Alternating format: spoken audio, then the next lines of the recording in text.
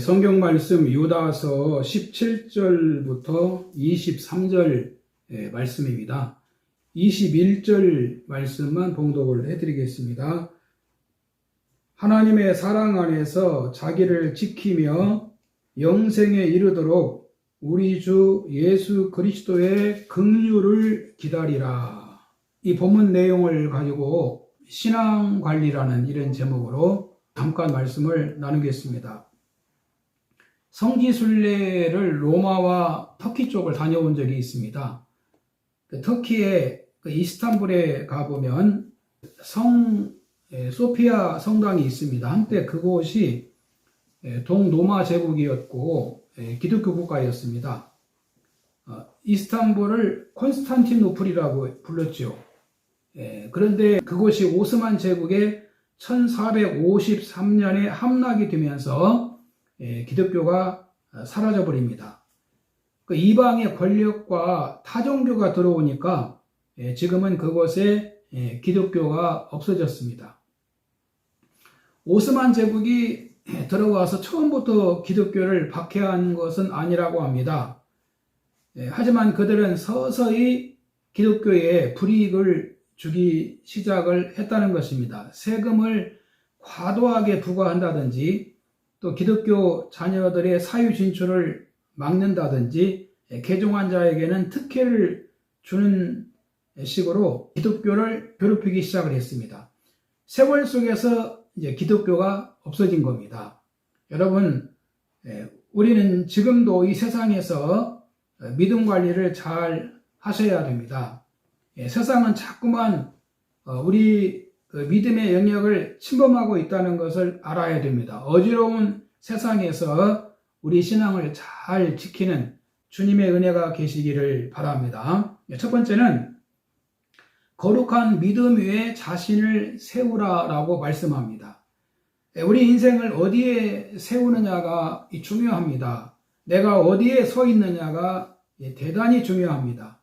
내가 안전한 자리에 서 있느냐, 미끄러운 자리에 서 있느냐, 또 무너지는 자리에 서 있느냐, 어느 자리에 서 있느냐가 우리 인생의 앞길에 굉장히 중요하다는 것이죠. 내가 어느 자리에 서 있느냐에 따라서 내 인생이 달라지고 내 장래가 달라지는 겁니다. 같은 환경에서는 내가 가진 것이 좋으냐, 또 부족하냐의 영향이 있을 겁니다. 그러나 내용보다 더 중요한 것은 내가 서 있는 자리가 어떤 자리냐가 중요합니다. 아무리 좋은 나무라도 그 박토에 심으면 그 나무는 얼마 가지 못해서 죽습니다. 그러나 나무가 작고 좀 부실해도 좋은 땅에 심으면 나무가 잘 자랄 수가 있는 겁니다. 어디에 나무를 심어 놓느냐가 중요하다는 것이지요. 본문 20절에 보면 사랑하는 자들아 너희는 너희의 지극히 거룩한 믿음 위에 자신을 세우며 라고 말씀하고 있습니다. 너희의 거룩한 믿음이란 뜻이 무슨 의미입니까? 믿음은 복음을 말합니다. 본문 3절에 믿음의 도라고 말씀하고 있습니다. 그 믿음이라고만 하지 않고 믿음의 도라고 하셨지요. 이 도는 길도자로 마땅히 지켜야 할 도리를 말씀합니다. 본문에서 이것을 다르게 거룩한 믿음이라고 하셨습니다. 왜 거룩한 믿음이라고 하셨을까요? 이 거룩하다는 것은 하나님에게서 나온 것이라는 겁니다. 그래서 우리 성도님들은 그 사도들을 통해 받은 믿음, 즉 복음을 잘 깨달아서 믿음의 터가 되신 예수 그리스도 안에 뿌리를 내려서 자신을 잘 세워야 한다는 것입니다.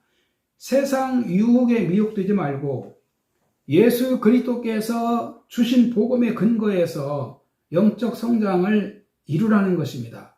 거룩한 믿음 위에 나를 세워야 한다는 것입니다.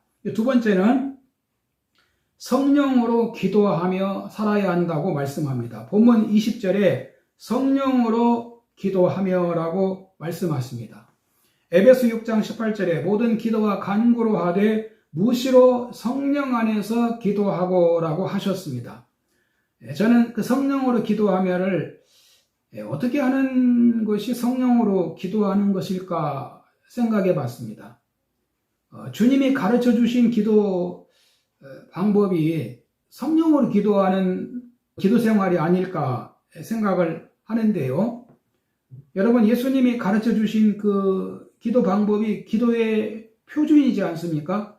마태복음 6장 9절부터 10절에 보면 주님이 가르쳐 주신 그 주기도문의 내용이 나오지요. 이 주기도문의 이 내용을 보면 5가지 흐름이 있습니다. 먼저는 경배입니다.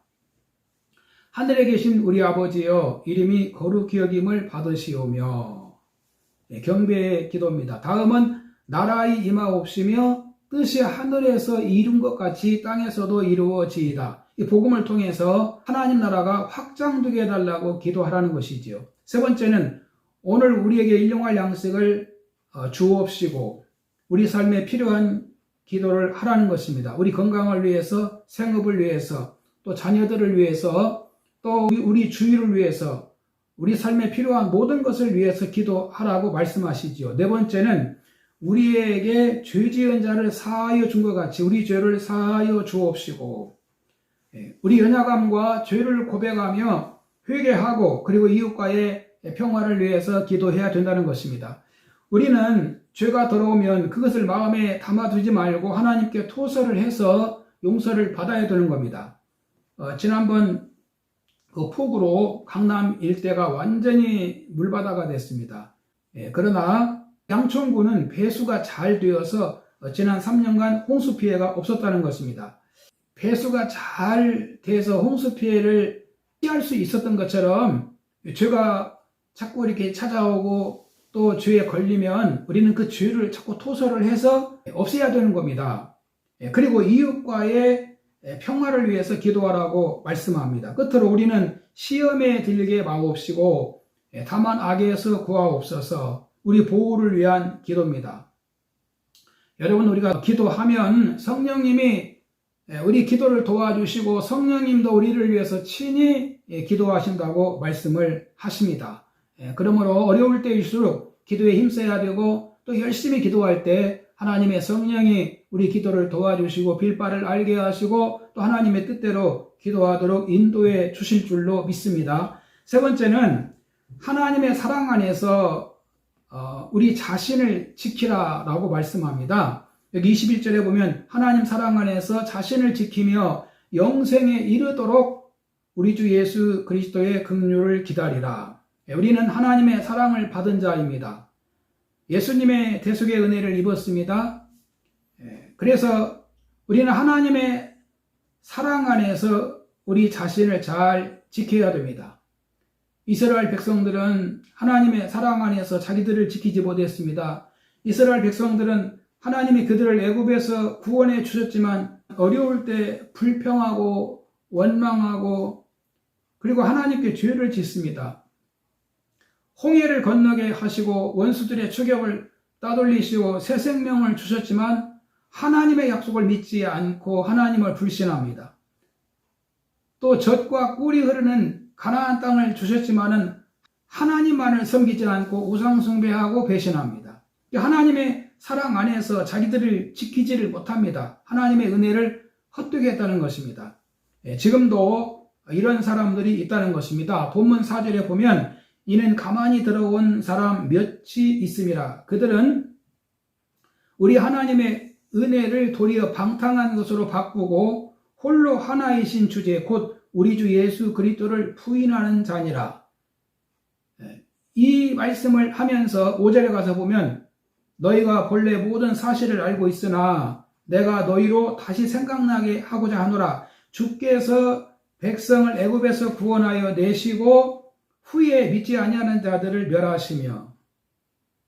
그리고 이 본문 12절에 보면 화 있을진저 이 사람들이여 가인의 길로 행하였으며 싹을 위하여 발람의 어그러진 길로 물러갔으며 고라의 패역을 따라 멸망을 받았도다.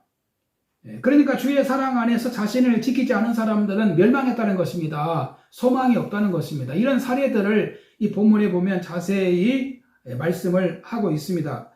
결론입니다. 여러분 신앙관리를 잘 하시기를 바랍니다.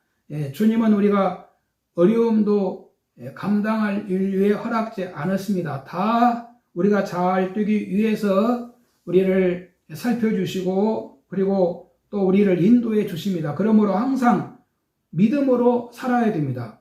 우리는 믿음이 있기 때문에 삶에 가치가 있는 겁니다. 복된 삶을 위해서 믿음이 떨어지지 않도록 신앙관리를 잘 하실 수 있기를 바랍니다. 할렐루야.